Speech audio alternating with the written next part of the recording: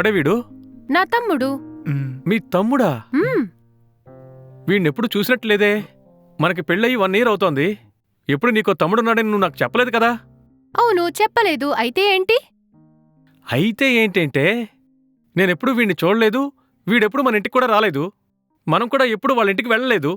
కనీసం మన పెళ్లిలో కూడా వీణ్ణి చూసినట్టు నాకు జ్ఞాపకం రావట్లేదే. అందుకే అడుగుతున్నాను. నేను మీకు ఒక విషయం చెప్పలేదండి. నాకు చిన్న తమ్ముడుండేవాడు. చిన్నప్పుడు తప్పిపోయాడు. అందుకే మీకు నేను చెప్పలేదు. మరి సడన్ గా వీడెక్కడ దొరికాడు నీకు? నేను చెప్పేది పూర్తిగా వినరా? ఈరోజు అసలు చెప్పు. ఏం జరిగిందో తెలుసా? నేను షాపింగ్ వెళ్ళాను కదా. షాపింగ్ వెళ్ళేటప్పుడు ఇతన్ని చూశాను. అచ్చు నా తమ్ముడ్లాగే ఉన్నాడు. అందుకే ఇంటికి రమ్మని తీసుకొచ్చాను. ఏమే, రోడ్డును పోయే ప్రతి ఒక్కడిని తమ్ముడు తమ్ముడు అంటూ ఇంటికి తీసుకొచ్చేస్తావా? రేయ్, ముందు నువ్వు బయటికి పోరా.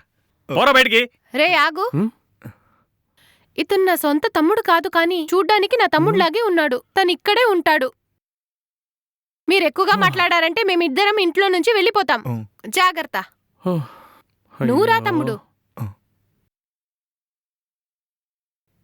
నా బుజ్జి తమ్ముడు, నువ్వు ఈ రూమ్ వాడుకో. ముందు వెళ్ళి ఫ్రెష్ అయ్యిరా. అప్పటికి నేను నీకు ఎగ్ ఫ్రైడ్ రైస్ చేస్తాను. ఓకే, వెళ్ళు. ఇది ఎక్కడికి వెళ్ళి ముగుస్తుందో ఏంటో.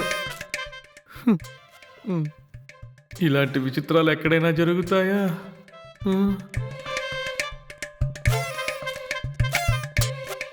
తిను.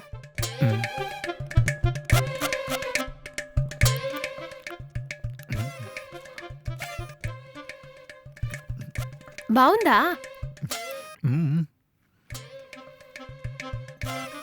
ఏ జాగ్రత్త, మెల్లగా తిను. ముందు నీళ్లు తాగు.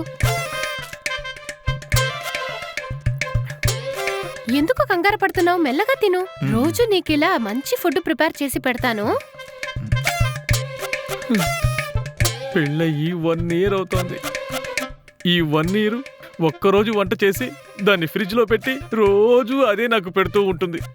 ఈరోజు దారిని పోయేవాడిని ఎవరినో తీసుకొచ్చి వాడికి ఎంత మంచి ఫుడ్ పెడుతోంది. ఇంకా ఇలాంటి దారుణాలు ఎన్ని చూడాల్సి ఉందో ఏంటో. అంతా నా తలరాత. నువ్వు ఆయనేం పట్టించుకోకు. ఆయన ఒక పిచ్చోడు. నువ్వు తిను బాబు.